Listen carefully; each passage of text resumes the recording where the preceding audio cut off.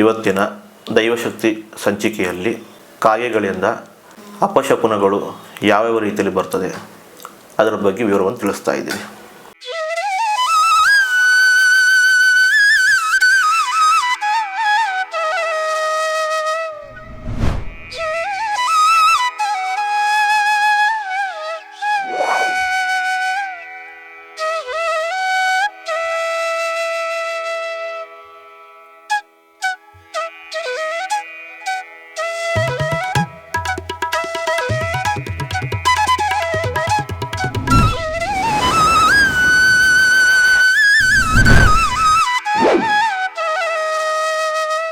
ಗುರುಭ್ಯೋ ನಮಃ. ಇವತ್ತಿನ ದೈವಶಕ್ತಿ ಸಂಚಿಕೆಯಲ್ಲಿ ಕಾಗೆಗಳಿಂದ ಅಪಶಕುನಗಳು ಯಾವ್ಯಾವ ರೀತಿಯಲ್ಲಿ ಬರ್ತದೆ ಅದರ ಬಗ್ಗೆ ವಿವರವನ್ನು ತಿಳಿಸ್ತಾ ಇದ್ದೀನಿ. ಕಾಗೆ ಅಂದರೆ ಶನಿಯ ವಾಹನ. ಅದರಿಂದ ಶುಭ ಶಕುನಗಳು ಕೂಡ ಇದೆ, ಅಪಶಕುನಗಳು ಕೂಡ ಇದೆ. ಈಗ ನಾನು ನಿಮಗೆ ಹೇಳ್ತಿರುವಂಥ ಅಪಶಕುನಗಳ ಬಗ್ಗೆ ಮಾಹಿತಿಯನ್ನು ಕೊಡ್ತೀನಿ. ಕಾಗೆ ಏನಾದರೂ ಸಂಚರಿಸುವ ಟೈಮಲ್ಲಿ ಆಹಾರವನ್ನು ಹಿಡಿದುಕೊಂಡು ಹೋಗುವ ಟೈಮಲ್ಲಿ ನಿಮ್ಮ ದೇಹದ ಮೇಲೆ ಬಿದ್ದರೆ ಅದಕ್ಕೆ ಅಶುಭ ಅಂತ ಹೇಳ್ತೀವಿ ನಾವು. ಅದರಿಂದ ತೊಂದರೆಗೆ ಈಡಾಗ್ತೀರ ನೀವು. ಕಾಗೆ ಸಂಚರಿಸುವ ಸಂದರ್ಭದಲ್ಲಿ ಮಾಂಸ ತುಂಡುಗಳನ್ನು ನಿಮ್ಮ ಮೈ ಮೇಲೆ ಬಿಸಾಕಿದರೆ ಅದರಿಂದ ಮೃತ್ಯು ಸಂಭವಿಸುತ್ತದೆ. ತಲೆ ಮೇಲೆ ಬಂದು ಕುಳಿತಾರೆ ಅಥವಾ ತಗಲಿದ್ದಾರೆ ಅಥವಾ ಕುಕ್ಕಿದ್ದಾರೆ, ಅನಾರೋಗ್ಯ ಪೀಡಿತರಾಗ್ತೀರಿ. ಅಥವಾ ಕಾಗೆ ಸಮೂಹ ಬಂದು ಅದು ಕೂಗಿದರೆ ಆ ಸ್ಥಳದಲ್ಲಿ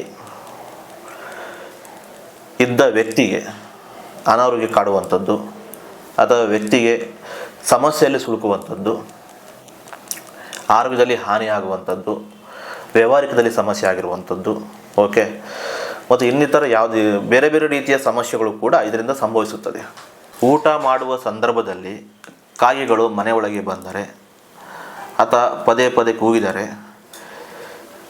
ಏನರ್ಥ ಅಂದರೆ ನಿಮ್ಮ ಪೂರ್ವಜರಿಗೆ ಪಿಂಡ ಪ್ರದಾನವನ್ನು ಮಾಡದೇ ಇದ್ದಾರೆ ಅಥವಾ ವರ್ಷಕ್ಕೆ ಪಿತೃಪಕ್ಷದಲ್ಲಿ ಪಿತೃ ಪೂಜೆಯನ್ನು ಮಾಡದೇ ಇದ್ದರೂ ಕೂಡ ಕಾಗೆ ರೂಪದಲ್ಲಿ ಬಂದು ನಿಮ್ಮ ಆಹಾರವನ್ನು ಕೇಳುವಂಥದ್ದು, ಅದನ್ನೇ ನಾವು ಶಕುನ ಅಂತಲೂ ಕೂಡ ಕನ್ಸಿಡರ್ ಮಾಡ್ತೀವಿ.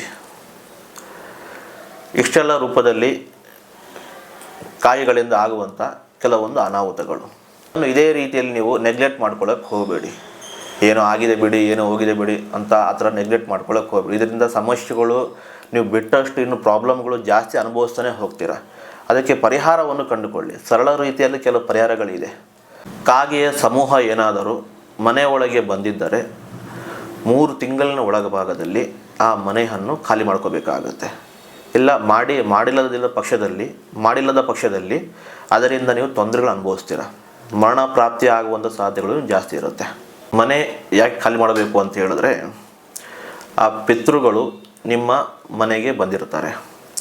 ಅವರಿಗೆ ಯಾವುದೋ ಒಂದು ರೀತಿಯಲ್ಲಿ ನೀವು ಮಾಡಿರುವಂಥ ಪೂಜೆ ಪುನಸ್ಕಾರಗಳು ಸಮಾಧಾನವಾಗಿ ತಂದಿರಲ್ಲ, ಅವರಿಗೆ ಸಮಾಧಾನ ಆಗಿರಲ್ಲ.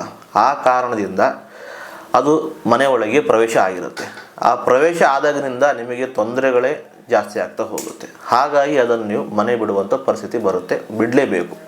ಈ ರೀತಿಯಲ್ಲಿ ನಿಮಗೆ ಹೆಚ್ಚಿನ ಮಾಹಿತಿಗಳು ಬೇಕು, ಈ ವಿಷಯ ಅಂತಲ್ಲ ಯಾವುದೇ ವಿಷಯಗಳ ಬಗ್ಗೆ ನಾನು ಹೇಳಿರುವಂಥ ಕೆಲವು ಸಂಚಿಕೆ ಬಗ್ಗೆ ನಿಮ್ಗೆ ಏನಾದರೂ ಅನುಮಾನಗಳಿದ್ದಲ್ಲಿ ನನ್ನನ್ನು ಭೇಟಿಯಾಗಿ ಪರಿಹಾರ ಕೂಡ ಕಂಡುಕೊಳ್ಬೋದು.